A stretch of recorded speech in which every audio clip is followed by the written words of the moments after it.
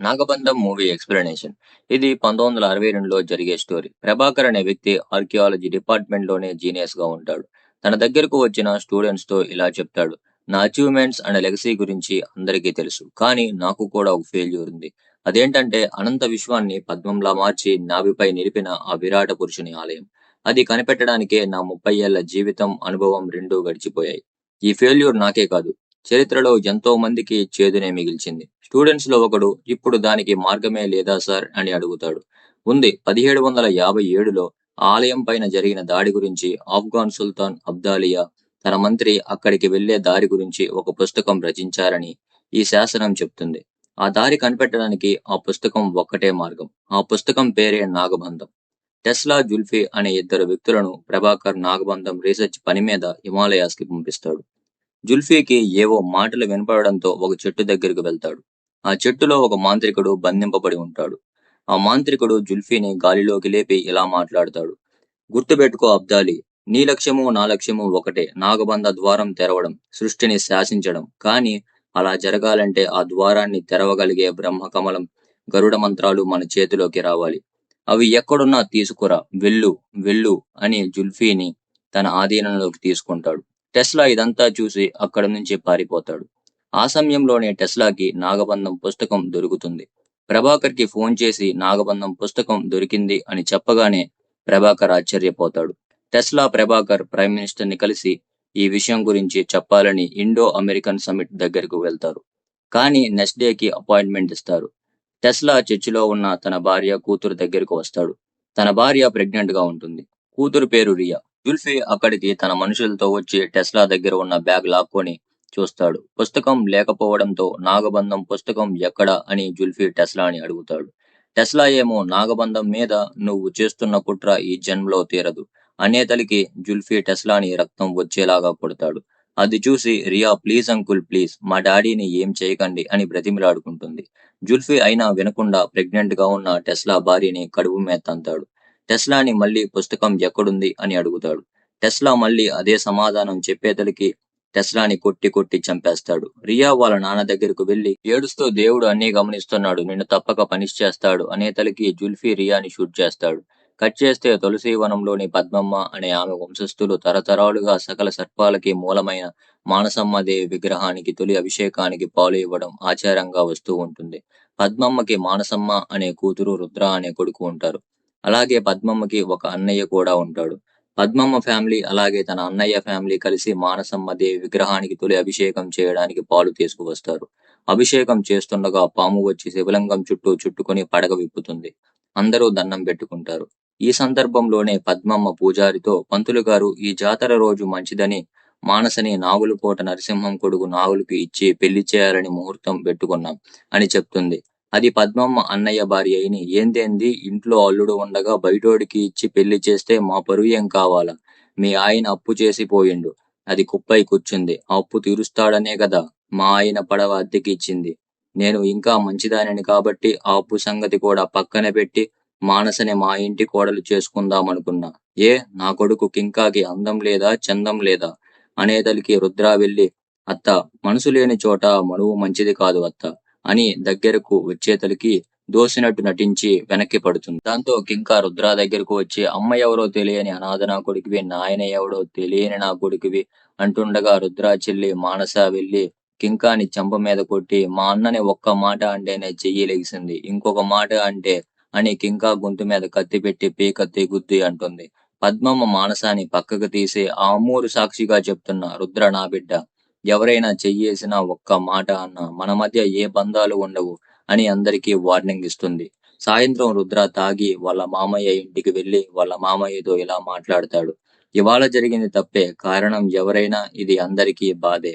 ఆ బాధ కోపం కాకూడదనే వచ్చా. మంచైనా చెడైనా మీది మీదే రక్త సంబంధం. ఏదో నా మీద ప్రేమ కొద్దీ నా చెల్లి అలా చేసింది. మీరంటే కోపము కాదు, ప్రేమ కాదు. దాని పెళ్లికి ఊరంతా వచ్చిన మేనమామవి నువ్వు వచ్చిన దాంతో సమానం అవుతుందా చెప్పు? నేనే మీకు అడ్డు అయితే చెల్లి పెళ్లి అయ్యాక వెళ్ళిపోతా అంటుండగా కింకా వచ్చి కాల్తో తన్ని, అసలు ఆ దిక్కు మొక్కు లేంది నా అత్త కాదు, ఆ పనికి మాలింది నా మరదలే కాదు అనేతలికి రుద్ర ముఖం మీద కుద్దబోయి వాళ్ళ అత్త ముఖం చూసి ఆగిపోతాడు. వెనక్కి తిరిగి వెళ్ళిపోతూ ఇలా అంటాడు. భరిస్తా, నన్ను ఏదైనా అనండి భరిస్తా, తగ్గొచ్చాను కదా అని తక్కువ చేసి మాట్లాడితే తలలు తీసుకువెళ్తా అని అక్కడి నుంచి వెళ్ళిపోతాడు.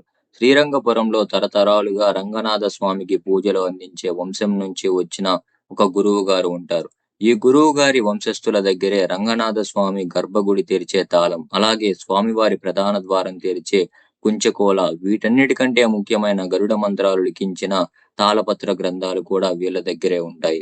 రంగనాథ స్వామి ఆలయం గురించి తెలుసుకోవడానికి పార్వతి అనే అమ్మాయి గురువు గారి దగ్గర శిష్యురాలుగా ఉంటుంది. ఈమె అచ్చం టెస్లా వైఫ్ లాగే ఉంటుంది.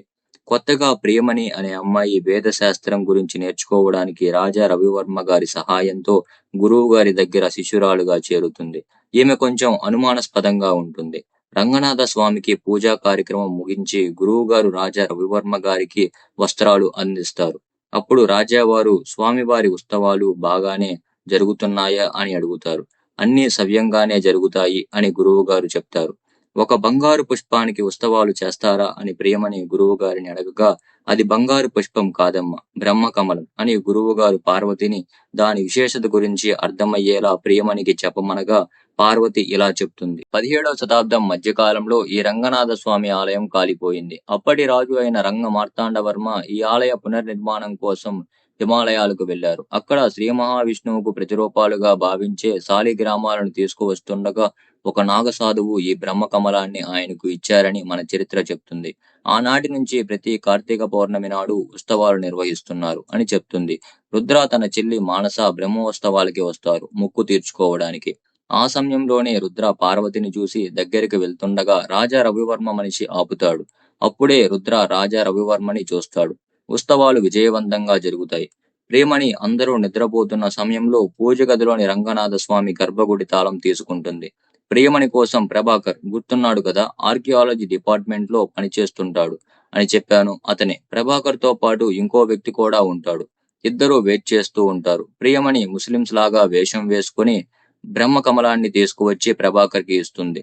బ్రహ్మకమలాన్ని తీసుకుని కారులో వెళ్తుండగా పాములు దాడి చేయడంతో కారు లోయలో పడుతుంది. ప్రభాకర్ పాముల నుంచి తప్పించుకొని బ్రహ్మకమలంతో ఫ్లైట్ లో వెళ్తుండగా ఒక గరుడ పక్షి వచ్చి దాడి చేయడంతో ఫ్లైట్ క్రాష్ అవుతుంది. ప్రభాకర్ ఎలానో తప్పించుకుంటాడు, కానీ బ్రహ్మకమలం దాంట్లోనే ఉండిపోతుంది. రుద్ర అత్త తమ్ముడైన గంధర్రాజు రుద్ర దగ్గరకు శ్రీరంగపురం షేర్ అనే వ్యక్తితో పాటు కొంతమందిని తీసుకువచ్చి, వీళ్ళని భైరవ కోనకి తీసుకువెళ్తే నీ అప్పు తీరుతుంది, నీ చెల్లి పెళ్లి అడ్డు లేకుండా జరుగుతుంది అని చెప్తాడు. అక్కడికి వెళ్లిన వాళ్ళు ఇప్పటి వరకు ఎవరూ తిరిగి రాలేదని తెలిసిన రుద్ర తన చెల్లి పెళ్లి కోసం తీసుకువెళ్ళడానికి ఒప్పుకుంటాడు. వెళ్లేదారిలో రుద్ర షేర్ని భైరవ కోనకి దేనికోసం వెళ్తున్నావు అని అడుగుతాడు. షీరా ఏమో బ్రహ్మకమలం కోసం, ఎంత విలువైందో అంతే ప్రమాదకరం అని చెప్తాడు. అప్పుడే మనకి అర్థమవుతుంది, క్రాష్ ల్యాండ్ అయిన ఫ్లైట్ లో ఉన్న బ్రహ్మకమలం కోసమని వీళ్ళు వెళ్తుంది. రుద్ర ఇలా అంటాడు, అంత విలువైంది అంటున్నావుగా, ఎంత కష్టమైనా నేను తీసుకువస్తా అని రుద్ర అంటాడు. జలపాతం పైన ఉన్న ఒక చెట్టుకి ఇరుక్కొని ఫ్లైట్ ఉంటుంది. ఆ ఫ్లైట్ లోనే బ్రహ్మకమలం ఉంది. తీసుకువస్తానన్నావు కదా, తీసుకురా అని షీరా రుద్రతో అంటాడు. రుద్ర నీళ్ళలోకి దూకి ఎలోకొల ఫ్లైట్ మీదకి ఎక్కి బ్రహ్మకమలాన్ని చూస్తాడు. కానీ పాములు ఆ బ్రహ్మకమలం చుట్టూ ఉంటాయి. రుద్ర చెయ్యి పెట్టి బ్రహ్మకమలాన్ని తీసుకోబోతుండగా పాము కాటు వేయబోవడంతో రుద్ర జలపాతంలో పడతాడు.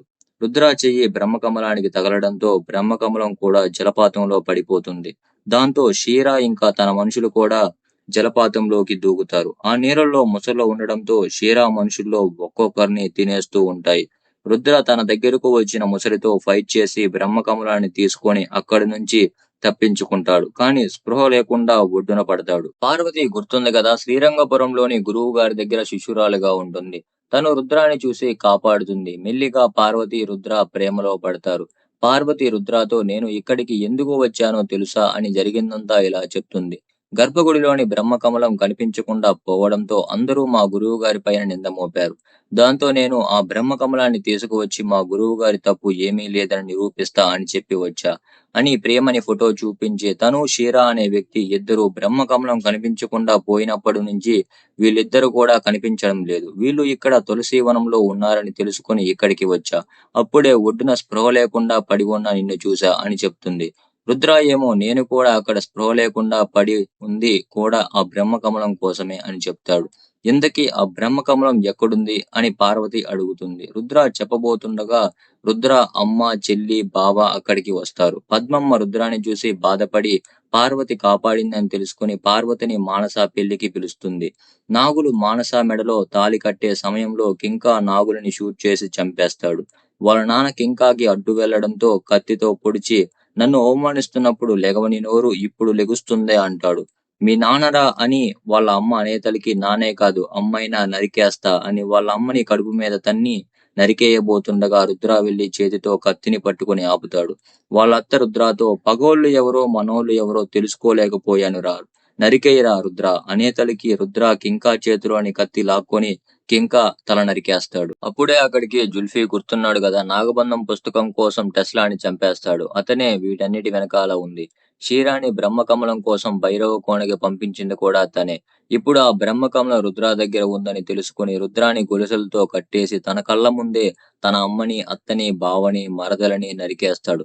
మానసాని అయితే కాల్చేస్తాడు. రుద్ర వాళ్ళందరి చావులని గుర్తు చేసుకుని ఆ గొలుసుల నుంచి విడిపించుకొని జుల్ఫీని కొట్టి చంపబోతుండగా పార్వతి రుద్రాని వెనకాల నుంచి పొడుస్తుంది. ఇంతలో ప్రభాకర్ హెలికాప్టర్ లో అక్కడికి వస్తాడు. పార్వతి బ్రహ్మకమలం తీసుకుంటుంది. జుల్ఫీ, పార్వతి హెలికాప్టర్ లో ప్రభాకర్ తో పాటు వెళ్లిపోతారు. రుద్ర అందరి శవాలని శ్మశానానికి తీసుకువచ్చి దహనం చేస్తాడు. అప్పుడు అక్కడున్న కాటి కాపరి రుద్రతో ఇలా అంటాడు. స్వామే, పోయినోళ్ళు ఇచ్చిన జ్ఞాపకాలను తలుచుకుంటూ వదిలేసిన ప్రశ్నలను వెతుక్కుంటూ వెళ్లడమే జీవితం స్వామే. స్వామే, బూడిద పూసుకున్న ఈ శివయ్య కూడా ఆలి అగ్గిలో కాలిపోతుంటే ఆమెతో పాటు రాలిపోలేదు స్వామే. ఎందుకు కాలిందో ఎదికి అందరినీ సంపుల్లా నాకొద్దు నాకొద్దు అని ఈ యుద్ధం నేను చేయను అని అర్జునుడు వైరాగ్యంతో వదిలిపెట్టి పోతా ఉంటే కృష్ణుడు పిలిచి కురుక్షేత్రం చేపీలా, నీ కోసం చేసేది కర్తవ్యం, నలుగురు కోసం చేసేది ధర్మం. నీయోళ్ళు చచ్చిపోయారని బాధపడడం వ్యర్థం. ఎందుకంటే నువ్వు ఒంటరిగానే వచ్చావు, ఒంటరిగానే పోతావు.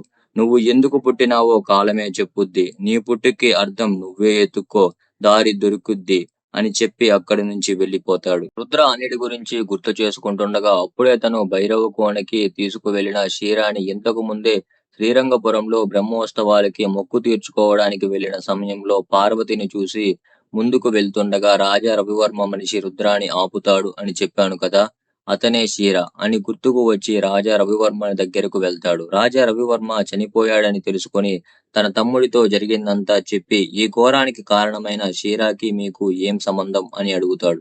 తను ఏమో, క్షీరాకి మాకు ఏ సంబంధం లేదు. పార్వతి, ప్రభాకర్, జుల్ఫీ వీళ్ళ ముగ్గురు మా అన్నయ్య కూతురిని చంపుతారని బెదిరించి మమ్మల్ని అడ్డం పెట్టుకొని ఇదంతా చేశారు. అన్ని నిజాలు నాకు తెలియదు, కానీ పార్వతి ఎక్కడుందో నువ్వు తెలుసుకుంటే నీకు అప్పుడు అన్ని నిజాలు తెలుస్తాయి అని చెప్తాడు. రుద్ర రంగనాథ స్వామి ఆలయానికి వెళ్తుండగా పార్వతి కనిపిస్తుంది. పార్వతి గురువు గారి కాళ్ల మీద పడి ఏడుస్తూ, నన్ను క్షమించండి గురువు గారు, బ్రహ్మకమలం దొంగలిచ్చింది వేరెవరో కాదు నేనే. రాక్షసుల గురించి పురాణాల్లో విని ఉంటారు, పుస్తకాల్లో చూసి ఉంటారు, కానీ నేను నేరుగా చూశాను. ఆ రాక్షసుడే జుల్ఫీ. వాడి వల్లే ఈ దారుణానికి ఒడికట్టాను తప్ప ఇంకో ఉద్దేశం లేదు అని తన గతం గురించి ఇలా చెప్తుంది. Indian archaeology department chief Prabhakar మా నాన్న. మా అక్క రేవతి, టెస్లా, జుల్ఫీ ముగ్గురు ఆర్కియాలజీ డిపార్ట్మెంట్ లో స్టూడెంట్స్. అక్క, టెస్లా ఒకరినొకరు ఇష్టపడ్డారు. టెస్లా బ్రిటిషర్ కావడంతో మా నాన్నకి ఇష్టం లేదు. మా నాన్నకి తెలియకుండా టెస్లా మా అక్కని పెళ్లి చేసుకున్నాడు. కానీ మా నాన్న ఆ పెళ్లికి ఒప్పుకోలేదు. ఆ తర్వాత కొంతకాలానికి మనవరాలు పుట్టింది అని తెలియగానే నాన్న అక్కని, బావని ఇంటికి పిలిచారు. ఆ తర్వాత మా నాన్నకి రియానే ప్రపంచంగా మారింది. మా నాన్న రియా పైన ప్రేమని పెంచుకున్నారు గాని టెస్లా పైన ద్వేషం ఇంకా తగ్గలేదు. ఆ కోపంతోనే మా నాన్న విరాట పురుషుని ఆలయాన్ని కనిపెట్టే బాధ్యతను జుల్ఫీకి అప్పగించి టెస్లాని అసిస్ట్ చేయమన్నారు. ఆ రీసెర్చ్ లోనే టెస్లాకి నాగబంధం పుస్తకం దొరికింది. ఆ పుస్తకం కోసం జుల్ఫీ తన కోసం ఎలా అయినా వస్తాడని గ్రహించి ఆ పుస్తకాన్ని మా నాన్నకి ఇచ్చాడు. అనుకున్నట్టే జుల్ఫీ ఆ పుస్తకం కోసం మా అక్కని, టెస్లాని చంపేసి రియాని షూట్ చేసే సమయానికి మా నాన్న అక్కడికి వెళ్ళాడు. రియాని ఎక్కడ చంపేస్తాడేమోనని మా నాన్న నాగబంధం పుస్తకాన్ని జుల్ఫీకి ఇచ్చేశాడు. అయినా మమ్మల్ని వదిలేయకుండా రియాని అడ్డం పెట్టుకొని మా చేత ఈ ఘోరాన్ని చేయించాడు. మా కోసం మీ మీద నింద పడేలా చేసిన నన్ను అని పార్వతి అంటుండగా రుద్ర చంపేయాలి, ఆయన్ని ఆలయానికి దూరం చేశావు, నాకు నా వాళ్ళని లేకుండా చేశావు కదే. రుద్ర, నన్ను క్షమించు. నిన్ను బ్రహ్మకమలం గురించి అడుగుదామని ఎన్నోసార్లు అనుకున్నా. కాని ఈలోగానే ఆ దారుణం జరిగిపోయింది అంటుండగా, ఇప్పుడు ఎందుకు వచ్చావమ్మా అని గురువుగారు అడగగా, గరుడ మంత్రాల కోసం. అవి జుల్ఫీకి ఇస్తేనే మేము ప్రాణాలతో ఉంటాం అంటుంది. గురువుగారు ఆలోచించి గరుడ మంత్రాలను తీసుకువచ్చి రుద్ర చేతిలో పెట్టి, ఆ బ్రహ్మ కమలాన్ని ఆ రంగనాథుడి నావిపై నువ్వే తిరిగి ప్రతిష్ఠిస్తావని నమ్ముతున్నాను బాబు అని చెప్తాడు. ఆ బ్రహ్మకమలం సహాయంతో కాలవృక్షంలో బంధింపబడిన బైరాగి అనే మాంత్రికుడిని జుల్ఫీ విడిపిస్తాడు. అందరూ నాగబంధ ద్వారం దగ్గరకు వెళ్లి పార్వతి గరుడ మంత్రాలు తీసుకువస్తుందని ఎదురు చూస్తుండగా, ప్రభాకర్ మీరు అనుకున్నది జరగదు, మీరు ఆ ద్వారం తెరవలేరు అనడంతో జుల్ఫీ ప్రభాకర్ ని కాల్చి చంపేస్తాడు. ఇంతలో పార్వతి, రుద్ర వస్తారు. పార్వతి పరిగెత్తుకుంటా వాళ్ళ నాన్న దగ్గరకు వెళ్తుంది. రుద్ర అందరితో ఫైట్ చేస్తుండగా జుల్ఫీ రుద్రాని షూట్ చేస్తుంటాడు. రుద్ర తప్పించుకోబోయి గరుడ మంత్రాలు కింద లోయలో పడబోవడంతో రియా వెళ్లి వాటిని పట్టుకుంటుంది. రియా ఎక్కడ లోయలో పడిపోతుందేమోనని రుద్ర రియాని పట్టుకుంటాడు. అప్పుడు రియా రుద్ర మెడలో ఉన్న త్రిశూలాలని పట్టుకుంటుంది. కట్ చేస్తే 1756 శ్రీరంగపురంలోని ఆలయానికి తీసుకువస్తారు. ఆఫ్ఘాన్ సుల్తాన్ అబ్దాలి బైరాగి అనే మాంత్రికుడు ఆలయం మీద దాడి చేస్తారు బ్రహ్మకమలం కోసం.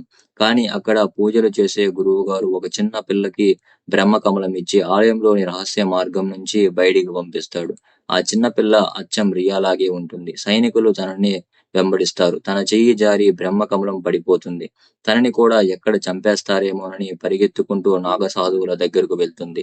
జరిగినదంతా వాళ్ళకి చెప్తుంది. ఆ నాగసాధువులలో ఒకరు అచ్చం రుద్రలాగే ఉంటారు. ఆ నాగసాధువులు అబ్దాలి తన సైన్యంతో పోరాడి అబ్దాలిని చంపి బైరాగిని కాలవృక్షంలో బంధిస్తారు. ప్రెజెంట్ కి వస్తే రుద్ర ఆదిశేషుని సహాయంతో జుల్ఫీని ఆ మాంత్రికుడిని చంపేస్తాడు. ఈ ఎక్స్ప్లెనేషన్ కనుక మీకు నచ్చితే నా ఛానల్ సబ్స్క్రైబ్ చేయండి, లైక్ చేయండి, బెల్ ఐకాన్ ఆన్ లో పెట్టుకోండి.